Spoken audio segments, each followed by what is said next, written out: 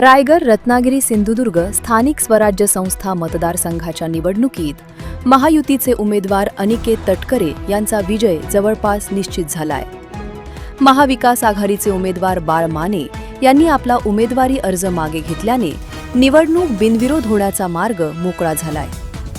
या मतदारसंघात महायुतीकडून राष्ट्रवादी काँग्रेसचे अनिकेत तटकरे तर महाविकास आघाडीकडून शिवसेना उद्धव बाळासाहेब ठाकरे पक्षाचे बाळ माने रिंगणात होते. सुरुवातीला ही निवडणूक चुरशीची होण्याची शक्यता व्यक्त करण्यात येत होती. मात्र अर्ज माघारीच्या अंतिम दिवशी बाळ माने यांनी उमेदवारी मागे घेतल्याने राजकीय समीकरणांना कलाटणी मिळाली. महायुतीकडे या मतदारसंघात स्पष्ट संख्याबळ असल्याने अनिकेत तटकरे यांचे पारडे सुरुवातीपासूनच जड मानले जात होते. निवडणूक बिनविरोध झाल्याने कोकणातील महायुतीसाठी हा महत्त्वाचा राजकीय विजय मानला जात आहे. मी सर्वप्रथम माझे आदर्श माझे नेते दिवंगत आदरणीय अजितदादांना मी निवडणूक समर्पित करतो.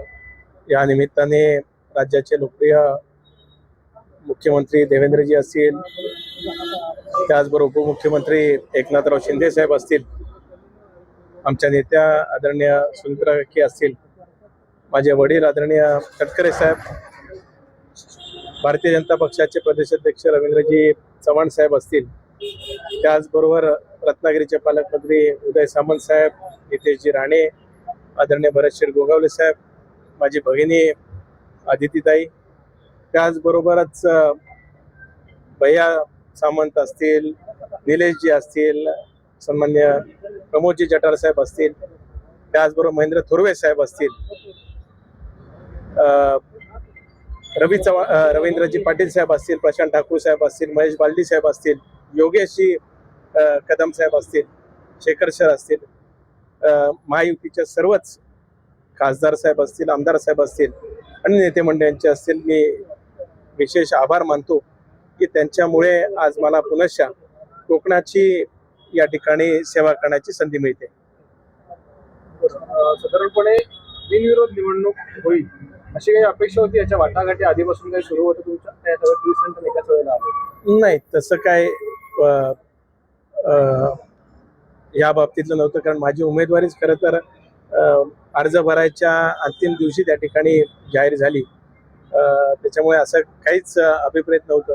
पण या निमित्ताने ज्यांनी अर्ज भरलेले होते त्यात सन्मान्य बाळ माने साहेब असतील, जोयली आमची दळवी माझी भगिनी असेल, त्याचबरोबर मानसी म्हात्रे असतील, दुसरे एक सहकारी अरविंदजी म्हात्रे असतील आणि अनिल चोप्रा असतील, यांचे सुद्धा आभार मानतो की त्यांनी सुद्धा मनाचा दिलदारपणा या ठिकाणी दाखवला आणि त्यांनी स्वइच्छेने त्या ठिकाणी मला त्या ठिकाणी सेवा करण्याची संधी दिली. मागच्या टर्ममध्ये तुमच्याकडे एक आक्षेप कायम राहिला की तुम्ही फिरलात नाही, प्रश्न जाणून नाही घेतलात, तुम्ही तुमचं दर्शन दुर्लभ होत होतं.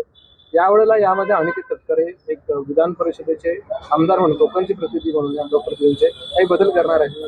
नाही, निश्चितच आपण म्हणत असाल तशा काही माझ्या त्रुटी असतील त्या जरूर दुरुस्त करण्याचा मी प्रामाणिकपणाने प्रयत्न करीन. आपल्यासारखे पत्रकार मोदे जे समाजाचं प्रतिनिधित्व करतात त्यांच्या ज्या काही सूचना असतात त्याचं पालन करून माझ्यामध्ये सुद्धा कशा पद्धतीने सुधारणा करता येईल तो करण्याचा निश्चितच प्रयत्न त्या ठिकाणी करेन. 5 वर्षानंतर एकदाच रत्नागिरी जिल्ह्यात येतात, तो पण उमेदवारी अर्ज भरण्यासाठी.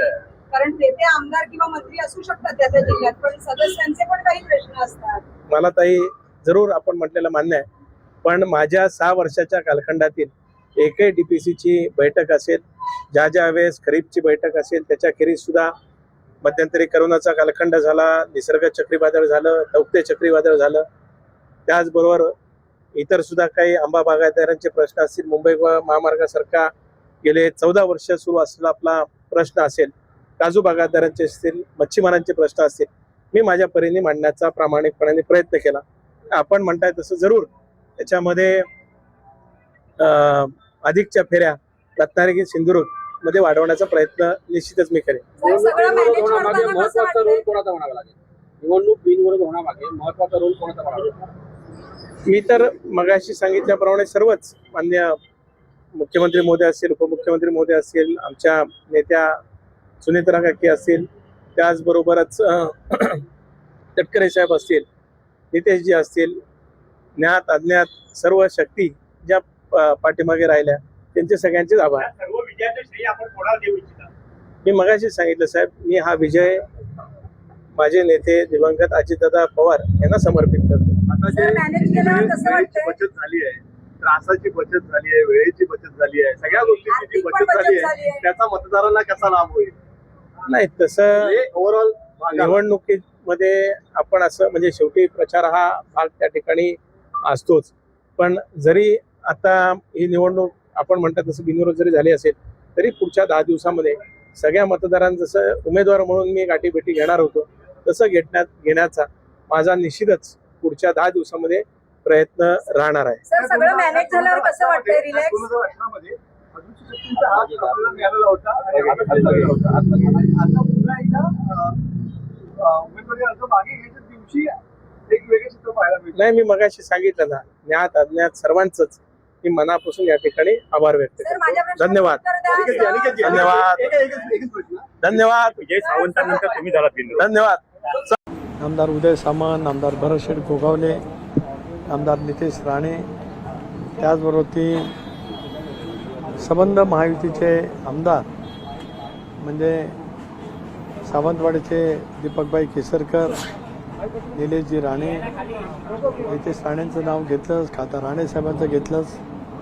त्याचबरोबर ती राजापूरचे आमदार किरण सामंत, रत्नागिरींचं मी नाव घेतलं ते उदयजी सामंत, चिपळूणचे आमदार शेखरजी निकम जे राष्ट्रवादी काँग्रेस पक्षाचे माझे प्रमुख सहकारी आहेत, दापोलीचे आमदार राज्यमंत्री योगेशजी कदम, महाडचे आमदार भरतशेठ गोगावले, शिवधनचे आमदार आदिती आहेस, परंतु पेणचे आमदार रविशेठ पाटील, अलिबागचे आमदार महेंद्र दळवी, पनवेलचे आमदार प्रशांत ठाकूर, उरणचे आमदार महेश बालदी, कर्जत खालापूरचे आमदार महेंद्र थोरवे, या सर्वांचंच मी मनापासून त्या ठिकाणी आभार मानतो.